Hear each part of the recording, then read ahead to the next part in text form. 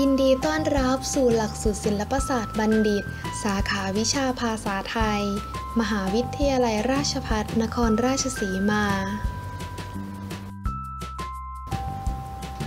ปรัชญาของหลักสูตรหลักสูตรศิลปศาสตร์บัณฑิตสาขาวิชาภาษาไทยมุ่งเน้นให้บัณฑิตมีความรอบรู้ภาษาไทยรักภาษาไทยรักความเป็นไทยใฝ่ใจการสืบค้น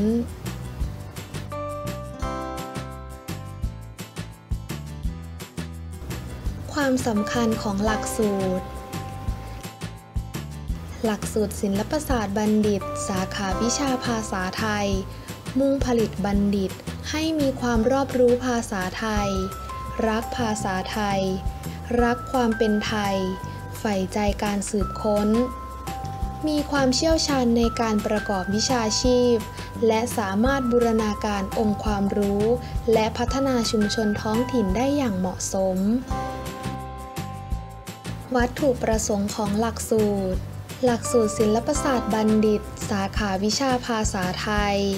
มีวัตถุประสงค์เพื่อผลิตบัณฑิตให้มีคุณลักษณะที่พึงประสงค์ดังนี้ 1. มีความภูมิใจและตระหนักถึงความสำคัญของภาษา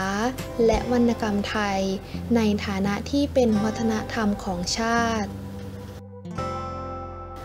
2. มีความรู้ความเข้าใจอย่างลึกซึ้งทางภาษาไทย 3. มีทักษะทางภาษาไทยและสามารถนำไปประกอบอาชีพทั้งภาครัฐเอกชนและอาชีพอิสระที่ต้องอาศัยภาษาเป็นสื่อได้อย่างมีประสิทธิภาพ 4. มีความเป็นผู้นำและผู้ตามมีเจตคติทางภาษาไทยทำให้นักศึกษามีโลกทัศน์กว้างมีความคิดริเริ่มสร้างสรรค์สามารถพัฒนาให้อยู่ในสังคมได้เป็นอย่างดีและเป็นกำลังในการพัฒนาประเทศชาติและ 5. มีพื้นฐานทางภาษาและวรรณกรรมไทยเป็นนักวิชาการในระยะต่อไปโครงสร้างหลักสูตรหลักสูตรศิลปศาสตร์บัณฑิตสาขาวิชาภาษาไทยเป็นหลักสูตร 4 ปีใช้เวลาในการศึกษาไม่เกิน 8 ปีโดยมีหน่วยกิตตลอดหลักสูตรไม่น้อยกว่า 135 หน่วยกิตโครงสร้างของหลักสูตรประกอบด้วยหมวดวิชาศึกษาทั่วไปหมวดวิชาเฉพาะและหมวดวิชาเลือกเสรีอาจารย์ประจำหลักสูตรหลักสูตรศิลปศาสตร์บัณฑิตสาขาวิชาภาษาไทยมีอาจารย์ประจำหลักสูตร 5 ท่านดังนี้อาจารย์วชิรารัตน์นิรันดร์เตชาภัทรประธานหลักสูตรอาจารย์กนิษฐาพุทธเสถียรเลขานุการหลักสูตรดร.นนทิยาจันเนตรอาจารย์สัสสิริสุวรรณทิพย์และอาจารย์ทิพวารีสงนอกอาจารย์ผู้สอนหลักสูตรศิลปศาสตร์บัณฑิตสาขาวิชาภาษาไทยมีอาจารย์ผู้สอน10 ท่านดังนี้ดร.จิรัตถิพรไทยงูเหลือม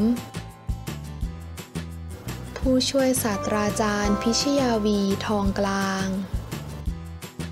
อาจารย์วรกุลชเวงกูลดร.วรเดชมีแสงรุทธรกุลอาจารย์กาญจนาคำผาอาจารย์ปทุมวดีล้ำเลิศอาจารย์รุจิเรศบุญยราศีอาจารย์กนกการวรศรีหะอาจารย์ฐานมนกลิ่นจันแดงและอาจารย์หทัยวันมณีวงศ์โครงการและกิจกรรมต่างๆทางหลักสูตร ได้ร่วมกับโปรแกรมวิชาภาษาไทยจัดกิจกรรมสำหรับนักศึกษา เพื่อพัฒนาและส่งเสริมความสามารถทางภาษาควบคู่ไปกับด้านคุณธรรมตลอดจนส่งเสริมความกล้าแสดงออกการทำงานร่วมกันเป็นกลุ่มและการทำประโยชน์แก่ท้องถิ่นอาทิเช่นกิจกรรมวันภาษาไทยแห่งชาติกิจกรรมออกค่ายอาสากิจกรรมทัศนศึกษากิจกรรมร่วมแสดงความยินดีกับว่าที่บัณฑิตและกิจกรรมอื่นๆอีกมากมาย